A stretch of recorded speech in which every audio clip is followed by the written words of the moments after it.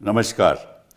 दिल से के इस एपिसोड में हम चर्चा करेंगे कि जज का समाज में क्या रुतबा होता है और जज की जिम्मेदारी क्या होती है। क्योंकि लोकतंत्र में पहले तो आपको मालूम है कि राजा महाराजा होते थे, वही फैसला करते थे और वही न्याय करते थे।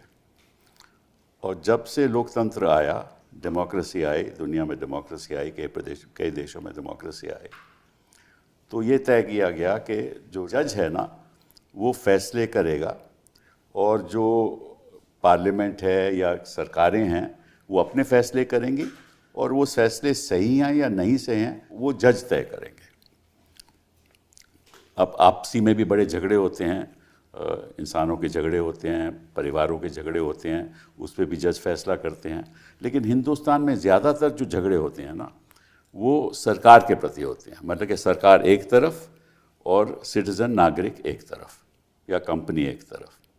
और उस कुर्सी पे जो बैठा है वो तो लगभग भगवान है, क्योंकि लोगों का भविष्य, कंपनीज़ का भविष्य, सरकारों का भविष्य उसके हाथ में है।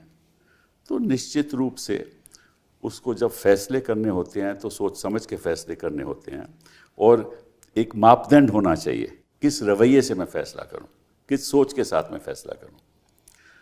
तो इसके लिए भी तय हुआ है, कई जजमेंट से तय हुआ है कि जज को इस तरह से फैसला करना चाहिए तो ऐसा ना लगे कि किसी के पक्ष में फैसला हो रहा है, ऐसा ना लगे, समाज को लगे कि ये जज किसी के प्रति सहानुभूति है और उसके प्रति फैसला करना चाहता है। तो ऐसे कई मापदंड सुप्रीम कोर्ट ने भी तय किए।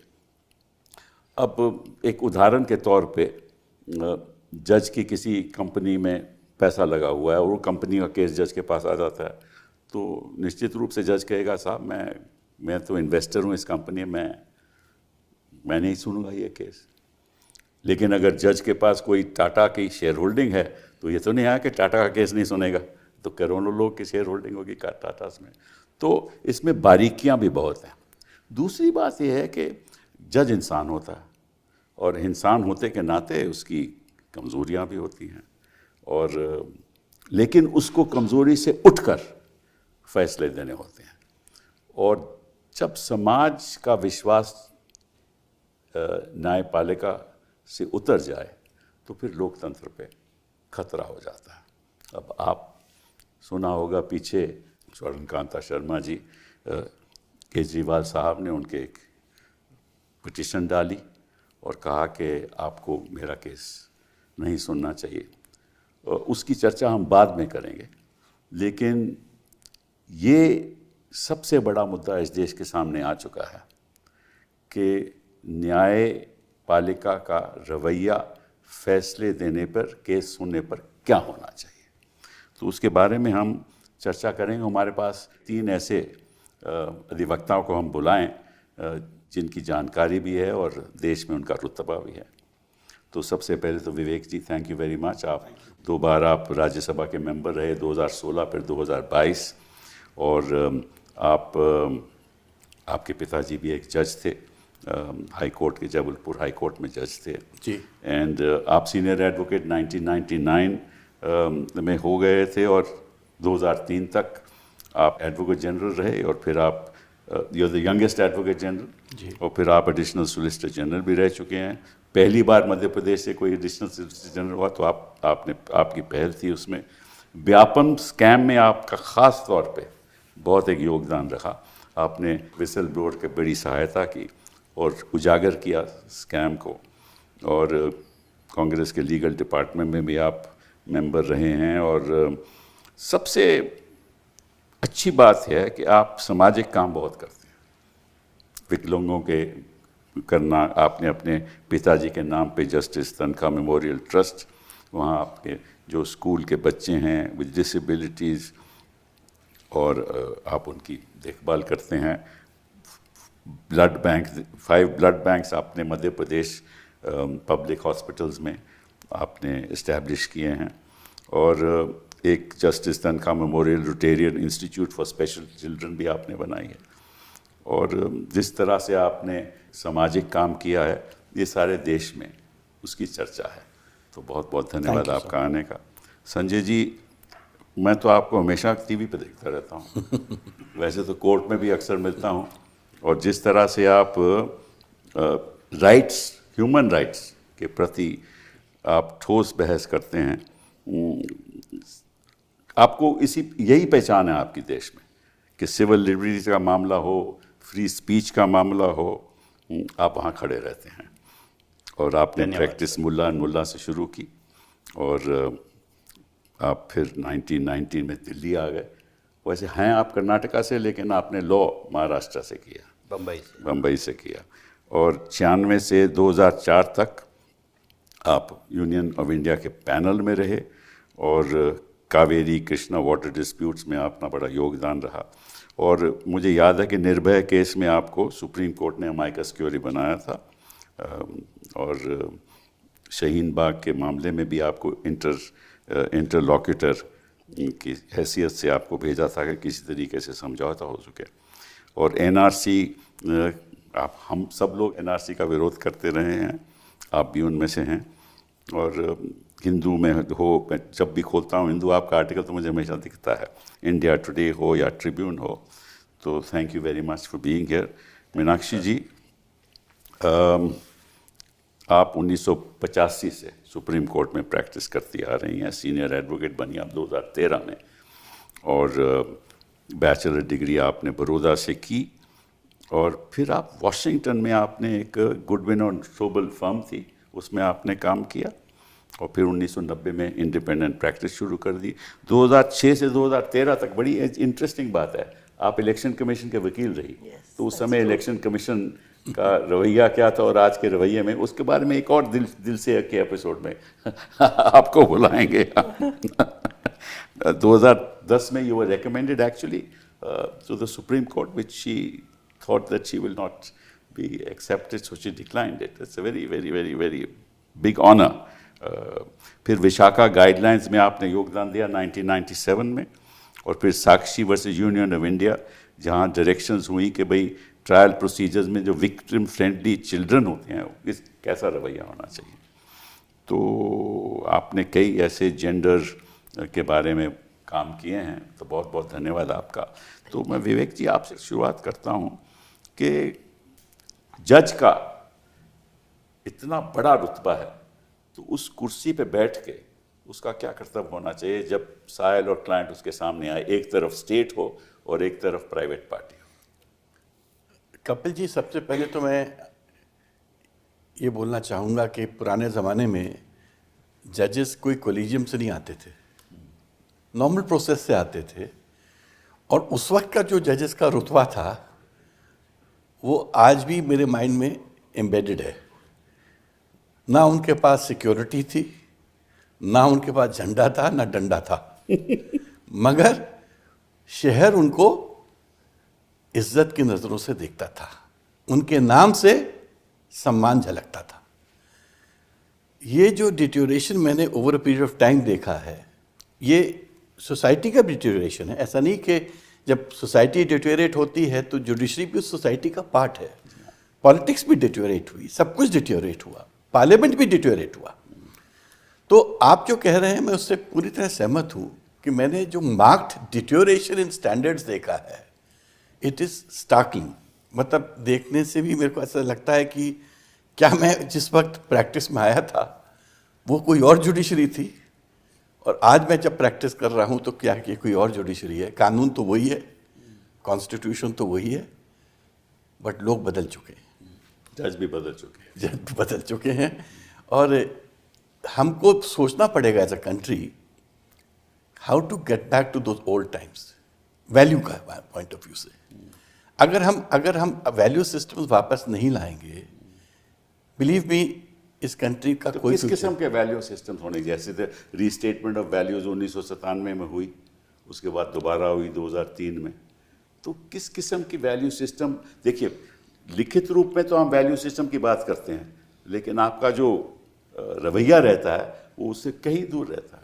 नहीं जी, बेसिकली जो एथिकल स्टैंडर्ड्स होने चाहिए, जो कॉन्डक्ट के स्टैंडर्ड्स होने चाहिए, जो कंडक्शन के स्टैंडर्ड्स होने चाहिए, मैं उसकी बात कर रहा हूँ। एंड एथिकल स्टैंडर्ड्स, कॉन्डक्ट के स्टैंडर्ड्स में सो हाई। मैंने तो अपने पिताजी के वक्त देखा है, we had people like Justice GP Singh, Justice AP Sen, Justice JS Verma, my father, I mean they were best of friends. शाम के वक्त वो लोग बैठ के चाय पीते थे। वो लोग अपनी परछाई से भी डरते थे, बुराई तो बहुत दूर की बात है।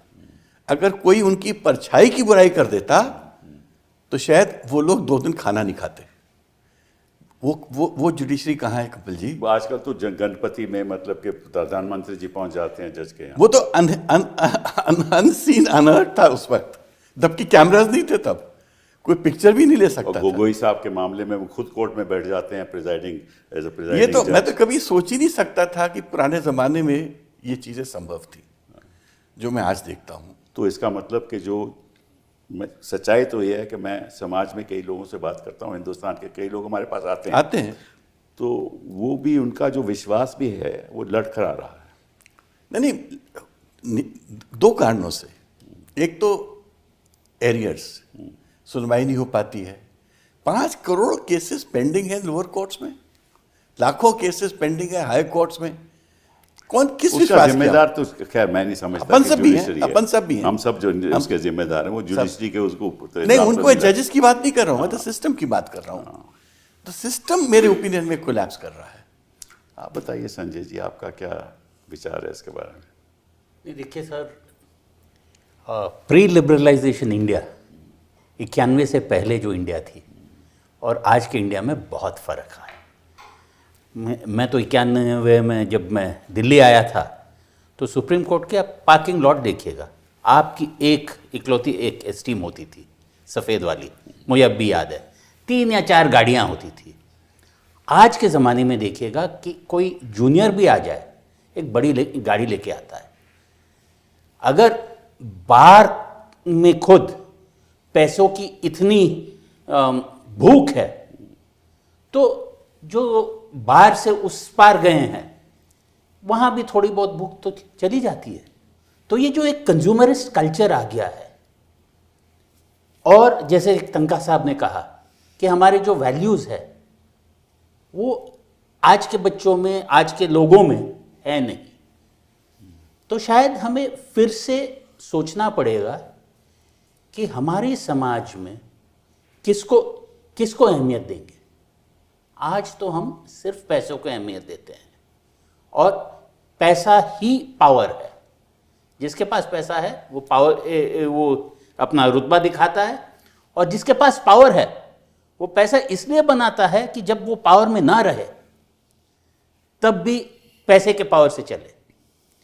तो सिस्टमेटिक डिटेरियोरेशन समाज में है, सड़क पे है, और वो न्यायालय तक भी पहुंच गया है। पर न्यायालय में एक, जैसे तनखा साहब ने कहा था, जस्टिस वर्मा या जस्टिस एपी सेन, उनका जो ज़माना था वो लोग सिर्फ अपने पर्सनालिटी और अपने जजमेंट्स के तहत अपना रुतबा बनाते थे। आजकल तो जैसे आपने कहा कि कोई गणपति दिखा देता है, कोई कुछ और दिखा देता है, भाषण देने वाले बहुत है, जजमेंट देने वाले कम है। नहीं, आपसे मैं तो एक पाचीदा सवाल पूछता हूँ। देखिए, ये कहते हैं कि जज को किसी क्लाइंट के साथ बातचीत नहीं करनी चाहिए, उसके साथ दोस्ताना नहीं करना चाहिए, वकीलों के साथ भी दोस्ताना नहीं करना चाहिए। जी, ये उनकी स्टेटमेंट, रीस्टेटमेंट ऑफ जी वो है। और अगर आप करोगे तो निश्चित रूप से कोई आपको कहेगा कि साहब ये आपका बड़े दोस्त हैं, इसका केस मत सुनिए। जी। अच्छा, सबसे बड़ा लिटिगेंट स्टेट है जी। और स्टेट में चीफ मिनिस्टर हैं, मंत्री हैं, तो आप मंत्रियों के घर जाओगे, मंत्री आपके घर आएंगे, ठीक है ना, फिर आप रोज़ के रोज़ स्टेट के केस ही सुनते हो ना। तो निश्चित रूप से कोई कह सकता है कि भाई आपको मंत्री के साथ इतना दोस्ताना नहीं करना चाहिए, बिल्कुल, आपको चीफ मिनिस्टर के साथ नहीं करना चाहिए, आपके घर उनको नहीं आना चाहिए। आप देख लीजिए, अमेरिका में चले जाओ, यूरोप में चले जाओ, कोई न्यायाधीश जाता है ऐसे? ये तो हिंदुस्तान में होता है। और सबसे बड़ी लिटिगेंट कौन है? स्टेट। तो अगर दोस्ताना किसी एक शख्स के साथ नहीं कर सकते, अगर वो लिटिगेंट हो, तो अगर स्टेट के साथ दोस्ताना करो तो शंका नहीं पैदा होगी? बहुत शंका पैदा होती है सर।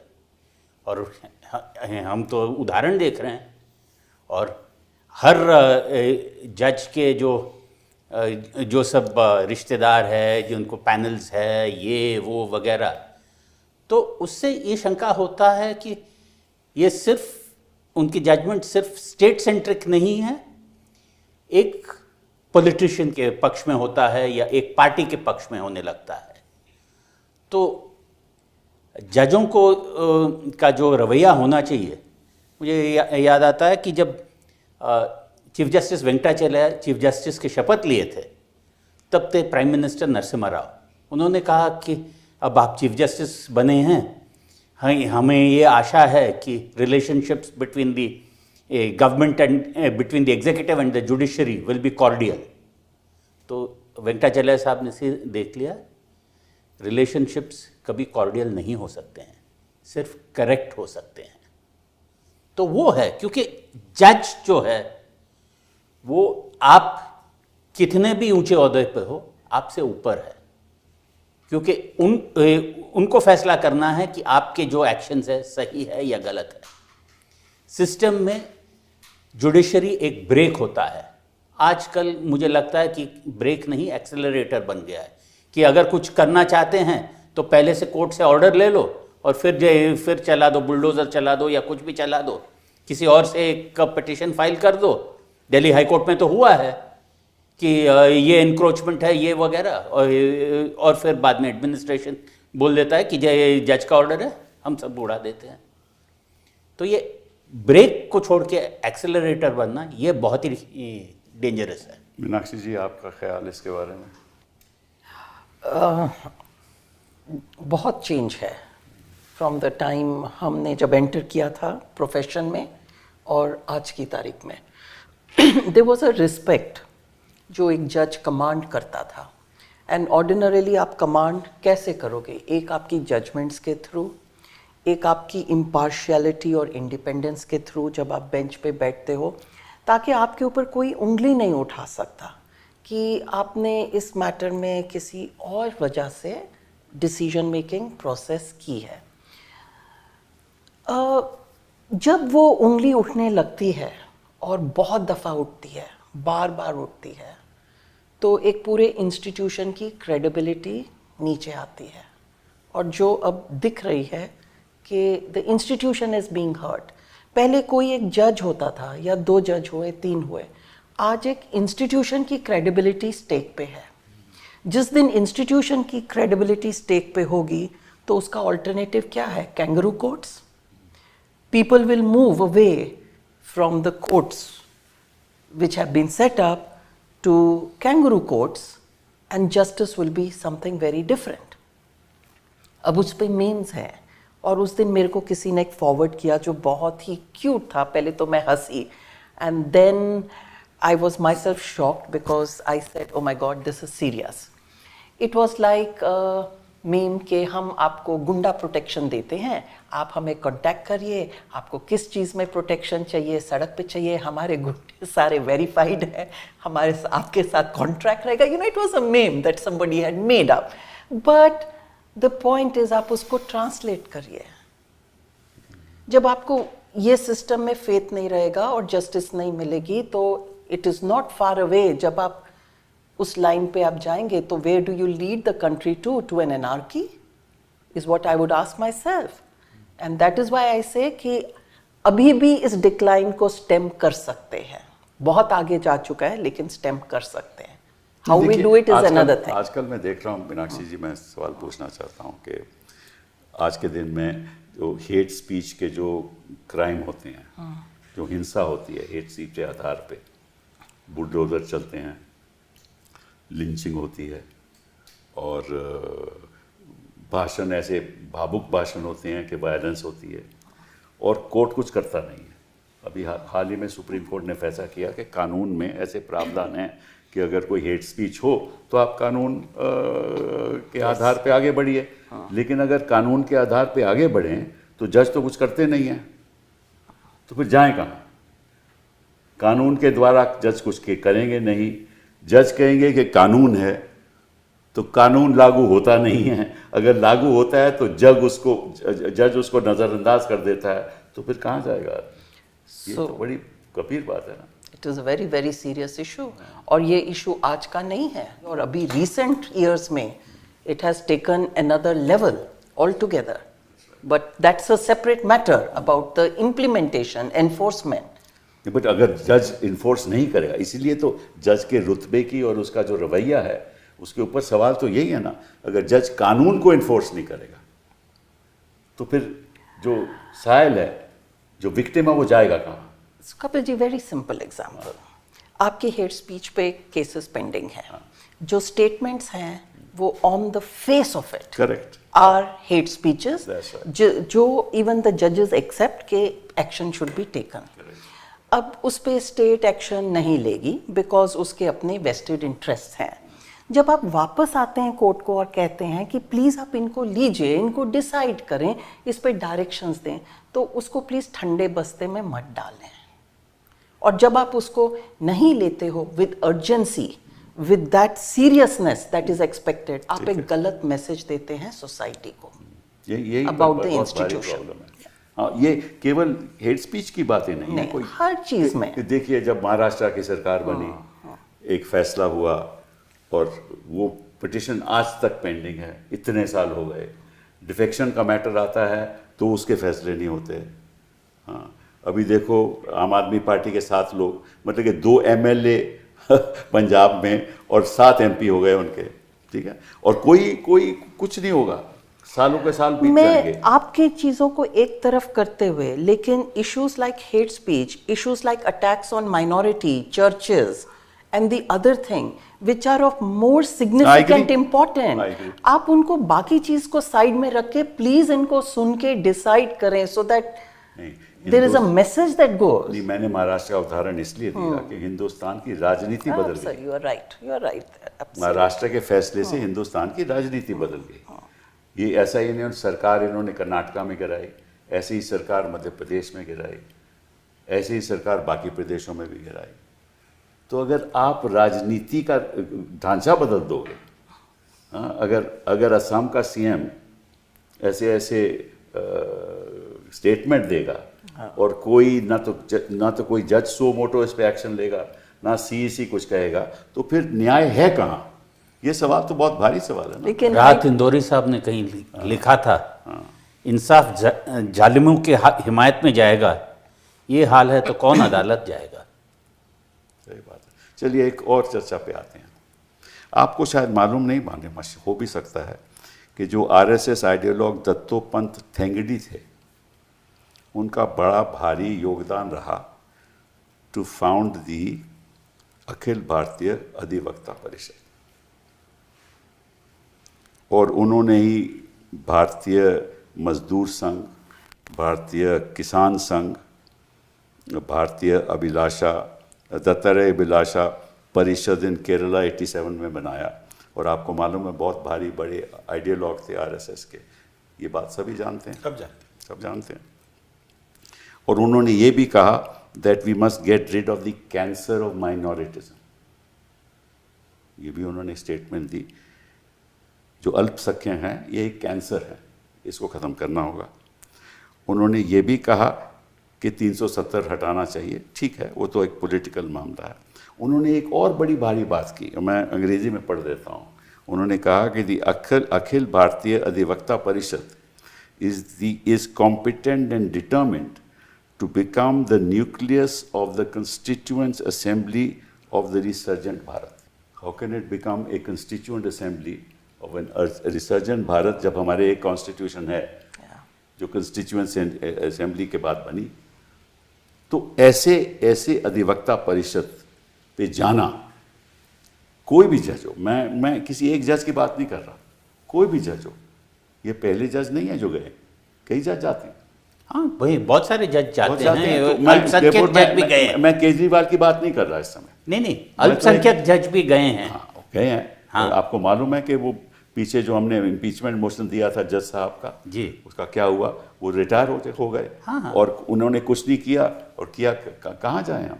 तो कहने का मतलब ये है कि क्या जजेस को ऐसे फंक्शंस में जाना चाहिए जहां साफ जाहिर है कि एक आइडियोलॉजी से वो ऑर्गेनाइजेशन जुड़ी हुई है। Kapil ji, I am very clear on this. जजेस को किसी भी पार्टी के एफिलिएट बॉडीज की फंक्शंस में नहीं जाना चाहिए। मैं तो कांग्रेस का लीगल सेल का चेयरमैन था, आपको पता है।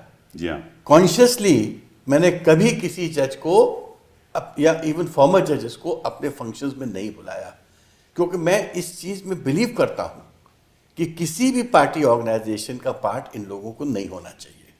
मैं तो फॉर्मर जजेस को भी एडवाइस देता हूँ, कई मेरे फ्रेंड्स हैं उसमें से जो रिटायर होके जिन्होंने बीजेपी ज्वाइन कर ली। मैंने कहा तुम्हारी इज्जत पहले ज़्यादा थी, अब तुम्हारी इज्जत कम हो गई है। That's right. और मैं आई एम वेरी क्लियर कि अगर जजेस अखिल भारतीय ये जो अधिवक्ता परिषद की मीटिंग में जाते हैं, ये एक गलत मैसेजिंग है कंट्री में, और नहीं जाना चाहिए, क्योंकि इससे फिर ऐसा समझ आता है कि आपका झुकाव एक आइडियोलॉजी के प्रति है, और ये किसी जज का नहीं होना चाहिए। और जजेस को स्क्रूपलेसली एक डिसीजन लेना चाहिए इस देश में कि हम किसी भी पार्टी से एफिलिएटेड लॉयर ऑर्गेनाइजेशन की फंक्शन में नहीं जाएंगे, खाली बार एसोसिएशन के फंक्शन में जाइए, बार काउंसिल के फंक्शन में जाइए। उसमें तो सभी शामिल है ना, सब शामिल होते हैं, बट ये बिल्कुल ही गलत है, और मैं इसको पूरी तरह गलत आप समझता मतलब हूं। कि आप डिनर किसी इससे करते हो, उससे करते हो, राजनीतिक लोगों से करते हो, डिनर्स करते हो, उनके साथ जाते हो, फंक्शंस पे जाते हो, अपने आप में ये जो आम आदमी सोचता है कि ये क्या हो रहा है, बिल्कुल सोचेगा। ये देखिए, और आज के ज़माने में जब सब कुछ विजुअल है, सभी लोग इंस्टा पे देखते हैं, अटेंशन स्पैन 2 मिनट की है, तो आप अगर ये मैसेजिंग दिखाते हो कि फलाना पार्टी के साथ हमारा बहुत दोस्ताना है, हमारा बहुत याराना है, फलानी पार्टी के बड़े बड़े लोग हमारे घर आते हैं, तब लोग क्या कहेंगे? वो मैं जब आर्ग्यू कर रहा था तब मैंने उदाहरण दिया था कि सीता की अग्नि परीक्षा का। हम राम को मर्यादा पुरुषोत्तम मानते हैं। राम जी जानते थे कि वनवास में और लंका में कुछ नहीं हुआ था, फिर भी उन्होंने सीता जी से अग्नि परीक्षा क्यों करवाई? क्योंकि जब वो अपनी रानी बनाकर वापस अयोध्या ले आने वाले थे, तब कोई उंगली ना उठा पाए। वो सीता जी आई, और फिर उसके बाद भी जब उंगली उठे तो राम जी ने वापस उन्हें वनवास में भेजा। मैं क्वाइट फ्रैंकली आपने ये बात कही, मेरा पर्सपेक्टिव इसके बारे में थोड़ा अलग है, थोड़ा सा अलग है, मेरा तो बहुत ज्यादा अलग है। मेरा नहीं, आपका अलग हो सकता है, पर नहीं, ये काम होना नहीं चाहिए। नहीं, पर आदमी की भी अग्नि परीक्षा होनी चाहिए। जी बिल्कुल, बिल्कुल। और शायद राम जी वो दे भी देते, पर दूसरी बार अग्नि परीक्षा क्यों हुई? दूसरी बार अग्नि परीक्षा का परिणाम क्या हुआ? सीता जी धरती में समा गई, पर जो उनके बच्चे थे लव और कुश, उन पर कोई आंच नहीं आने दिया।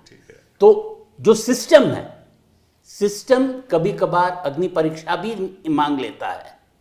ये एक्सट्रीम एग्जांपल है, मैं तो साधारण एग्जांपल नहीं, मैं वरना आजकल तो सीजर्स वाइफ कहने से कुछ नहीं होता है। करेक्ट। तो रोज मतलब कि मैं देखता हूँ कि जो गंभीर संबंध हैं जजेस और पॉलिटिशियंस के बीच, उससे होता क्या है ना कि जो क्लाइंट होता है, मैं आपको उदाहरण देता हूँ, क्लाइंट होता है, वो कहता है यार ये तो इसके नज़दीक है, फिर वो पॉलिटिशियन अगर अपनी पार्टी का हो तो पॉलिटिशियन के पास जाएगा कि भैया मेरा केस आने वाला है, आपका वो दोस्ताना है।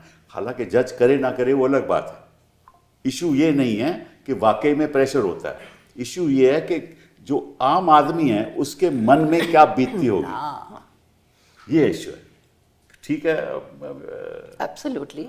आप ही तो कहते हैं कि justice must not only be done but must also be seen to be done. इसका मतलब कि एटलीस्ट जो परसेप्शन है ऑफ इंडिपेंडेंस ऑफ जुडिशरी, वो एक एवरी लिटिगेंट जो कोर्ट में आता है उसको यही फीलिंग होनी चाहिए कि माय जज इज टोटली इंडिपेंडेंट, उसमें कोई भेदभाव नहीं होगा ऑफ नथिंग। देखो, हर इंसान में कहीं ना कहीं कुछ आइडियोलॉजी होगी। अब हम बोलें कि हमारे जज बिल्कुल ही सेंट्स बन जाएं और कोई वो नहीं होने वाला, लेकिन उसका होना फिर भी नहीं चाहिए, ऐसी कोई होना बात भी नहीं चाहिए, because then you are odourless, tasteless in individuals and we don't want that kind of जजेस।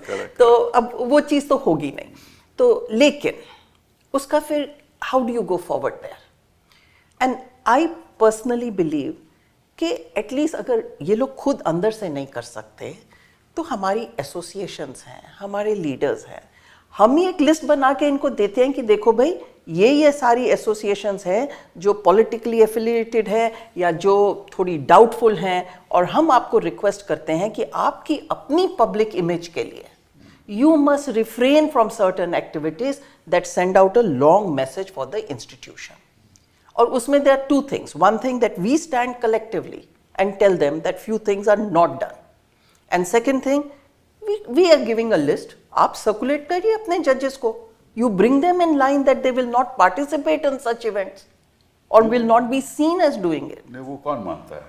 क्योंकि पॉलिटिकल पार्टी इन पावर है, उनको तो प्रोटेक्शन है उस पॉलिटिकल पार्टी से। लेकिन और चीफ जस्टिस अगर ऐसा करे भी तो कौन इस बात को माने? लेकिन फिर आप इसको हैंडल कैसे करेंगे? आप इसको टैकल कैसे करेंगे? आप अंदर से सिस्टम से नहीं टैकल कर रहे। सारे जजेस को ये पहले सोचना होगा कि हमारा रुतबा क्या है और कर्तव्य क्या है, क्योंकि आम आदमी को भगवान के प्रति सोचते हैं वो कि ये तो भगवान है, हमारी जिंदगी का हमारा जो भविष्य है ये तय करेंगे। उस नज़रिए से अगर जज अपने आप को देखे तो निश्चित रूप से वो सही काम करेगा, लेकिन उस नज़रिए से जज नहीं देखते। That is the oath that they take at the time when they take the office. I mean, you know, you probably have to bring a lot back into that. I agree with you. अच्छा, अब दूसरी बात आपसे शुरुआत करते हैं। जब recusal की बात आती है कि आपको ये केस नहीं सुनना चाहिए, तो जज को इस नज़रिए से नहीं देखना चाहिए कि भाई मैं सोचती हूँ या सोचता हूँ कि ये गलत है। इस नज़रिए से देखना चाहिए कि जो आपके पास आया है, क्लाइंट आ रहा है, जो आपको बोल रहा है कि भाई आपको उसकी नज़रिए से देखो कि क्या मैंने कुछ ऐसा किया है जिसकी वजह से मुझे रिक्यूज़ करना चाहिए। ये कानून कहता है कि आप अपने नज़रिए से नहीं देखोगे, उसके नज़रिए से देखोगे। हाँ, और उससे नज़रिए से देखोगे तो फिर आपका वो कॉन्डक्ट देखेगा पब्लिक स्पेस में कि आपने पिछले महीनों में क्या किया, किससे मिले, किससे नहीं मिले, किससे दोस्ताना है, तो निश्चित रूप से वह कहेगा साहब आप तो इनके दोस्त हैं या आप इसके फंक्शंस में जाते हो, आपको नहीं सुनना चाहिए। ये है कानून की बात।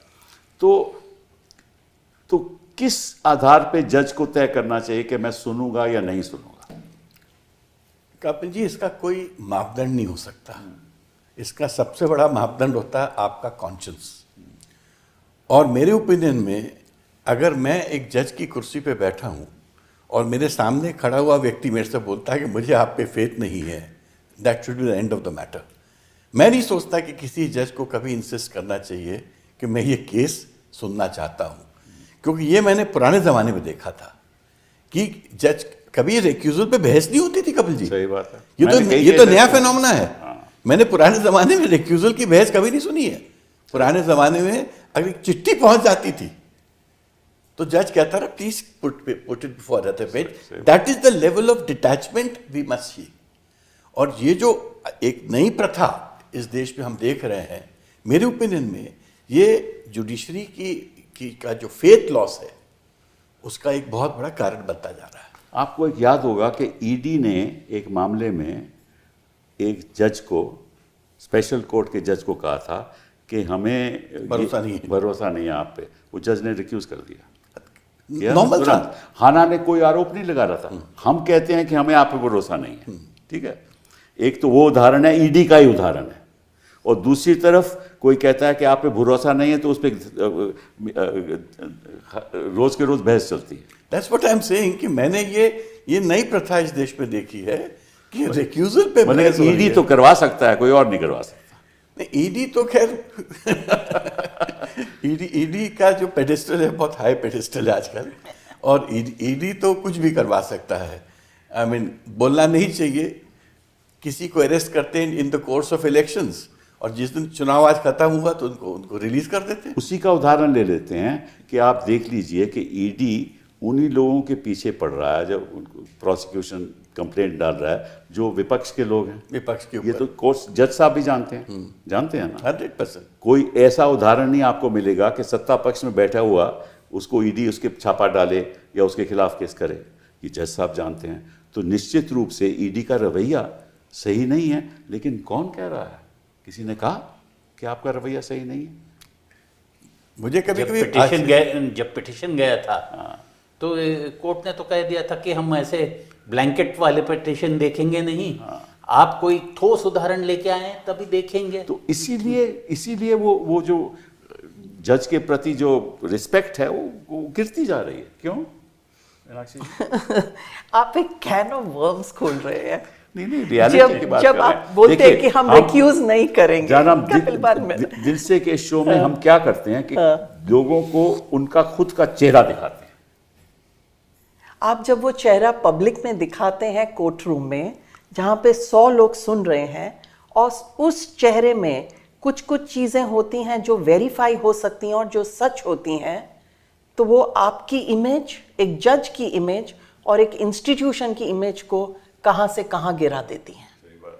और इसलिए आज की तारीख में आप जब कहते हैं कि पहले कोई क्वेश्चन ही नहीं करता था रिक्यूजल को, जहां उनको किसी ने बोला कि हमारे पास वो जो टर्म यूज होती थी reasonable apprehension of bias, that's right, you know, तो it's only a reasonable apprehension in the mind of the litigant before you. और वो एक कितना सिंपल सा टेस्ट एक आप अप्लाई करते थे। अब यहाँ अगर आप बोलते हैं कि आप इसको बहुत इलैबोरेट करें और मुझे बताएं कि आप कहाँ से हैं, तो वो तो आपने पूरा एक कैन ऑफ वर्म्स खोल दिया अपने ही खिलाफ, अपने इंस्टीट्यूशन के खिलाफ। सही बात है। और वो एक जज के लिए नहीं है, वो बहुत जजेस के ऊपर यही चीज अप्लाई हो जाएगी। Then where are we left with in terms of respect, independence and that inner integrity that we expect from our judges. That's right. चलिए, it's a very tall order now. एक और बात पे चर्चा करेंगे। ये बात पिछले मैं 10-12 साल से कह रहा हूँ, ये मास्टर ऑफ रोस्टर की बात। हो क्या रहा है कि आप एक जज को MLAs और MP के केस देंगे, एक ही जज को, कोई और जज नहीं सुनेगा। और वो जज की नियुक्ति कौन करता है? चीफ जस्टिस करते हैं ना।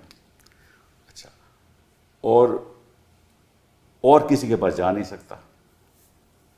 और अगर उस जज के ऊपर इस किस्म के आरोप हों तो निश्चित रूप से लोगों को विश्वास नहीं रहेगा। बिल्कुल नहीं रहेगा। तो इसका तो एक सोल्यूशन बड़ा सिंपल है कि एक शख्स को MP MLA का जज नहीं होना चाहिए। बिल्कुल, इतने सारे MP MLA केस बात है। आप क्यों किसी एक को रखते हो? क्योंकि ये रिग हो सकता है, सिस्टम ही रिग हो सकता है, सारा सिस्टम रिग हो सकता है। बिल्कुल। और हर एक चीफ जस्टिस हर एक स्टेट में एक ही जज को नियुक्ति करता है। नहीं, वो भी तो सुप्रीम तो कोर्ट अन्याय है अपने आप में। बल्कि और लगने लगा है। हाँ बिल्कुल, बड़ा अजीब लगने लगा। अभी जब लगने लगा कि एक ही जज को आप MA जज लगा दो, सारे विपक्ष के केस वहीं जाएंगे। और आप उदाहरण ले लो, आप हिंदुस्तान के स्पेशल जजेस के डिसीजंस के उदाहरण ले लो, आपको पता चल जाएगा कि किसके खिलाफ फैसले होते हैं और किसके पक्ष में होते हैं। साफ जाहिर है। आप प्री डिस्पोजिशन की बात प्री डिस्पोजिशन करते हैं, वो यही प्रॉब्लम है। आप सॉरी कपिल जी, इसमें अपन जज पे कंसंट्रेट कर रहे हैं, बट मेरा एक इसमें दूसरा सवाल भी आपसे। ये रोस्टर कौन बनाता है? Chief justice. जी हाँ। तो प्रश्न तो हमको चीफ जस्टिस से करना चाहिए कि आप ऐसा क्यों कर रहे हैं। उस पर मैंने जान के सवाल नहीं किया, फिर हमें ये कहना पड़ेगा कि चीफ जस्टिस किसी सोच के साथ बनाते होंगे। नहीं, वो तो मैंने कहा एक लार्जर इशू इसमें ये है, बहुत बड़ा इशू है, बहुत ही बड़ा इशू है। यही बात roster, master of the roster Supreme Court of India, ये खाली एक स्टेट की बात नहीं है। नहीं, ये मोस्ट स्टेट्स में ये प्रॉब्लम है। नहीं, even in the Supreme Court of India, even in the Supreme Court of India, the master of the roster decides there must be a better system for the distribution of cases कि किसको क्या सुनना चाहिए, क्योंकि ये तो एक administrative बात है ना, बेटर एंड उसमें भी पारदर्शिता होनी चाहिए ना, इसमें भी पारदर्शिता होनी। बिल्कुल बिल्कुल, better and more transparent system. Exactly. आप रोस्टर के प्रिंसिपल्स आप अनाउंस कीजिएगा एग्जैक्टली कि इसके कॉम्पिटेंस ये 4 जजों में है, इसकी कॉम्पिटेंस ये 4 जजों में है, और फिर कोई एल्गोरिथम से आप एल्गोरिथम से होना चाहिए, असाइन करते जाइएगा, तभी कुछ। अभी तो हमको पता भी लगता है कि अच्छा ऐसे वाला मामला सिर्फ यही जज के सामने जाएगा, तो ये जज क्या की रूलिंग क्या होगी तो हमें पहले से पता लगता है। के तौर पे देखता हूँ कि ऐसे ऐसे बड़े बड़े इम्पॉर्टेंट केसेस जो किसी चीफ मिनिस्टर का या किसी मिनिस्टर का भविष्य तय करेंगे, तो वो इलेक्शन आने लगती है तो सडनली लग जाते हैं। तो फिर संदेह नहीं होता लोगों को कि यार क्या, मतलब कि 15 साल पुरानी बात या 20 साल पुरानी बात, या कोई ऐसी इशू, कोई ऐसा मुद्दा कि कोई टेम्पल एंट्री या कोई और, जब उस स्टेट में जब इलेक्शन हो रहे हैं तो ये वही मुद्दे सामने आ जाते हैं। तो ये तो एक मतलब कि अपने आप खुद ही जजेस अपने आप में अन्याय कर रहे हैं, अपने इस इंस्टीट्यूशन पे अन्याय कर रहे हैं। रियलिटी तो ये है।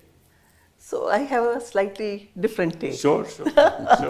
So I say, then जब ये सिर्फ बार में होगा, कॉमन मैन को शायद इतना ना समझ आए, लेकिन bar is a large body, और जब bar is able to predict कि ये मैटर यहाँ लग सकता है, तो आपके सिस्टम में, और वो लग जाता है वहाँ ही, तब आपके सिस्टम में बहुत प्रॉब्लम है, बहुत प्रॉब्लम है। जब वो प्रिडिक्टेबिलिटी रियलिटी में बदलती जाती है, 1 दफा नहीं, 2 दफा नहीं, 3 दफा, 4 दफा, और आपको पता है कि कहीं पे कोई प्री डिस्पोजिशन है, तो ये एक बहुत बड़ा सिस्टम में प्रॉब्लम है। तो वो फिर जब हम रीजनेबल एप्रीहेंशन, अब बायस उसको ना कहें लेकिन प्री डिस्पोजिशन कहें या जो भी कहें, that will step in their, and there I will say with what Sanjay has said कि नहीं, you must have 4-5 benches जो एक पर्टिकुलर हर इश्यूज में आप रखिए, चाहे आपका IBC है, चाहे आपका PMLA है, चाहे आपका क्रिमिनल मैटर है, या आपके लीडर्स के मैटर्स हैं, नहीं, they must be 4-5 designated benches, और 4-5 designated benches में भी have more of benches and let it only and go by an algorithm and no other means. लेकिन अब I have lost faith in that because there's a hand that feeds the system. तो नहीं कपिल जी, ये बहुत बड़ा issue है इस देश में, और ये पूरे आप बार एसोसिएशन का एक दिन, मैं तो आपसे रिक्वेस्ट करूंगा कि किसी दिन बार एसोसिएशंस को आप इनवाइट करिए, and bar council तो मैं इतना नहीं कह सकता, but bar associations would like to come and speak to you on the issue. तो I know that, मैं बुला भी लूँगा। I want to just add one thing. I was doing a search एक बारी इसी इशू के ऊपर, और मैंने सुप्रीम कोर्ट के पूरे वो जजेस के क्या क्या मैटर्स मार्क हो सकते हैं उसको बाहर निकलवाया, and you won't believe it कि सब जजेस के पास क्रिमिनल मैटर्स जा सकते थे, हर एक के पास ऑलमोस्ट। बस सब पे इम्पोर्टेंट मैटर तो किसी एक ही बेंच पे जाते थे। Exactly where that's where my problem lies. That is, वही मैं आपको बताने की कोशिश कर रही हूँ कि अगर वो सब जजेस के आगे मैटर्स जा सकते थे, तो वो मैटर्स केवल 1 या 2 या वो 3 जो हम प्रिडिक्ट कर सकते हैं, उनके आगे क्यों जाए? विवेक जी, आपका क्या? देखिए, मैं तो कंप्लीटली कन्विंस्ड हूँ कि judiciary will have to do a lot of introspection, जैसे the profession will have to do also, even lawyers will have to do a lot of introspection. आपने मुझे कहा ना कि मैं वकीलों को बुला लूं और उनसे बातचीत करूं, लेकिन वकीलों में देखिए, हम जो वकील हैं, इन द कोर्ट कोई पॉलिटिक्स नहीं होनी चाहिए, इन द कॉरिडोर्स कोई पॉलिटिक्स नहीं होनी चाहिए, क्योंकि we are there to protect the constitution and the rights of people.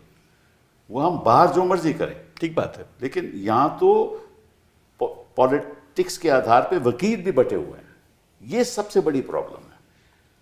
हम कोर्ट में जाते हैं, हम कभी नहीं सोचते कि हम कांग्रेसमैन हैं या इंडिपेंडेंट मेंबर ऑफ नथिंग। भाई हमने बहस करनी है, बहस करके खत्म करो। We are wedded to law basically, wedded to law. लेकिन unfortunately the bar is divided. हाँ, लेकिन अधिवक्ता जैसे आपके 2,000 लोग तो मीटिंग में आते हैं और यही लोग जज बनते हैं, आपको मालूम बता दूं, क्योंकि सरकार के प्रति इनका वो रवैया रहता है। ये गवर्नमेंट पैनल में आते हैं, फिर उसके बाद जज बन जाते हैं, झुकाव रहता है ना उनका। हाँ, तो ये बड़ी भारी प्रॉब्लम है और सिस्टम को आज ऐसे चलता रहेगा तो आपको मालूम नहीं कि क्या होने वाला है आगे। और हमने तो ये भी सुना है कि अगर अधिवक्ता परिषद कहे कि फलाने साहब को सीनियर एडवोकेट नहीं बनना चाहिए तो वो भी होने लगा है।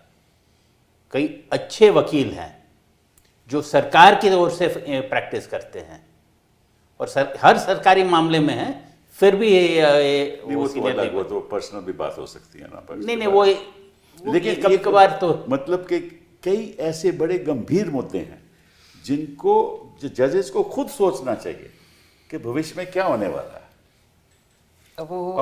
आपने कभी विजन है टू यू नो, मीनाक्षी, कभी you've been in Washington, you have practiced in Washington, आपने कभी सोचा था कि chief justice of the United states of America will be having a tete-a-tete with senators and with presidents of the United States? कभी सोचा भी है आपने? The same thing with in Europe, कभी सोच भी नहीं सकते आप। यहाँ तो माहौल ही अलग है। लेकिन वहाँ पे जो सिस्टम है वो बहुत क्रिटिकल है आज की डेट में भी, और कभी कुछ अगर ऐसा हो जाए तो people speak and they are heard. हमारे साथ प्रॉब्लम है एज यू सेड कि हमारा बार ही बट गया है, राइट? एंड हम एक चीज़ नहीं रियलाइज करते कि we don't see beyond the tip of our noses. अगर वो इंस्टीट्यूशन ही कल नहीं बचेगा तो where is that institution for this bar? इसीलिए तो हम डिस्कशन कर रहे हैं, अदरवाइज हम करते भी नहीं। कि इतनी गिरावट आ चुकी है और लोगों का विश्वास उठ रहा है कि ये बहुत ही गंभीर मामला है और आप लोग इन लोगों को सोचना चाहिए। अभी हमें मालूम है कि इस केस में ये मैटर इस कोर्ट में गया तो हम गए, सुनने नहीं वाला कोई, इसमें गया तो शायद कोई चांस है। ठीक है, एटलीस्ट न्याय तो होगा। ठीक है ना भाई? ठीक बात है। It's a very worrying thing and people जिन्होंने जुडिशरी को as a judiciary is also a way of life for us. Yes, of course. हमने जुडिशरी को जिस तरह से देखा है, and when I say judiciary means I also mean the bar. मेरे को बार एंड बेंच में कोई फर्क नहीं दिखता है, बल्कि मैं I always stay in my speeches कि बेंच जजेस तो कुछ साल के लिए आते हैं, वकील तो परमानेंट है। अगर द चैरियट ऑफ जस्टिस चल रहा है इस देश में, it's because of the lawyers and the bar. तो मेरा ये कहना है कि दिस इज अ टाइम, जो आपने बहुत अच्छी बात कही, जो इंट्रोस्पेक्शन आपने जो स्टार्ट किया है, and this introspection should now spread to all bar associations. And as Meenakshi ji कह रही थी कि हो सकता है कि we should now be putting points of rectitude और कहिए या वैल्यू सिस्टम्स के जो वैल्यूज आपने बनाई थी, अभी I think we will have to propose into that I think you need to include this. और हर चेंजिंग टाइम के साथ होता है। 97 में एक आई थी, उसके बाद 2005 में था शायद उनका जो नेक्स्ट कॉन्फ्रेंस था चीफ जस्टिस का। तो अभी we are 20 years away, and if we have still dropped further, then I think they should seriously. Principles of 2002. तो फिर you are quite 24 years from then. That's right. So I think in नहीं, वो तो भूल गए, सभी लोग भूल गए बैंगलोर प्रिंसिपल है क्या, सब लोग भूल चुके हैं। ये रियलिटी है। और अगर हम अपने जुडिशियल एकेडमी कुछ नहीं करती इसके बारे में। जुडिशियल एकेडमी क्या करेगी? जुडिशियल देखिए ऐसा रियलिटी इज कि हर जज को खुद अपने आप से ये सवाल पूछना पड़ेगा।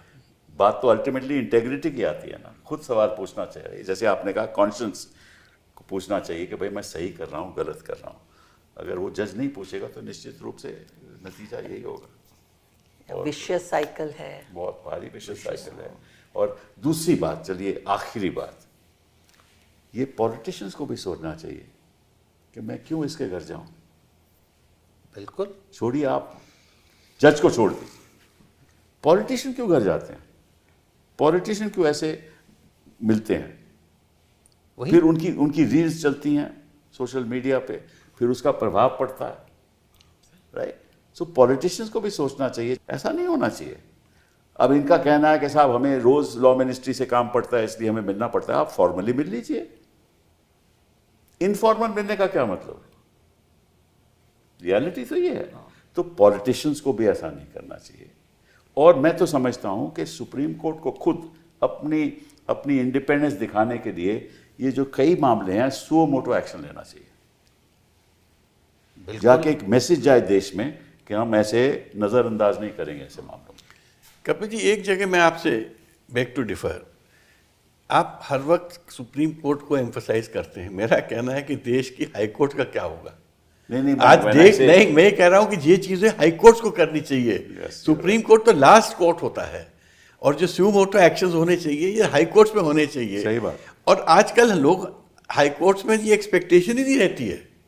लोग सोचते ही नहीं कि संभव है कि हाई कोर्ट्स गवर्नमेंट के अगेंस्ट कोई बड़ा सख्त कदम उठा सकेंगे। आज ऐसी एक फीलिंग है। तो मैं तो चाहता हूं कि हम सबसे पहले अपने हाई कोर्ट्स को, डिस्ट्रिक्ट कोर्ट्स को स्ट्रेंथन करें। पुराने ज़माने में एक सेशंस कोर्ट का जज बाहर निकलता था, लोग कहते रहे डिस्ट्रिक्ट जज जा रहा है।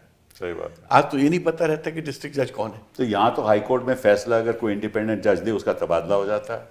हाँ, हो जाता है ना। उसकी सहमति तो सुप्रीम कोर्ट ही देता है ना। लेकिन एक बात उनकी सही है कि जो आपके सुप्रीम कोर्ट में आते हैं वो मेजॉरिटी तो वो हाई कोर्ट से ही आते हैं और नीचे से आते हैं। बिल्कुल। तो अगर पहले हम उसको अगर थोड़ा सा सही करें तो हो सकता है कि ढांचा तो नीचे से सही होना चाहिए ताकि वो ऊपर तक ठीक हो। एक बात में बड़ा खुश हूँ कि कुछ ऐसे भी जज हैं डिस्ट्रिक्ट कोर्ट, स्पेशल कोर्ट, बिल्कुल हिम्मत से फैसला देते हैं। बिल्कुल ऐसे फैसले जो ना हाई कोर्ट से आते हैं ना सुप्रीम कोर्ट से आते हैं। बिल्कुल नहीं। Absolutely, you're right. हमें तारीफ करनी चाहिए। There's a lot of courage. और वो इतिहास के पन्नों में वही जाते हैं। हाँ, और वो ऐसे जज है जो मेरे जैसे वकील नहीं है, जो ये सब कुछ करके फिर बाद में वकालत में आए हैं।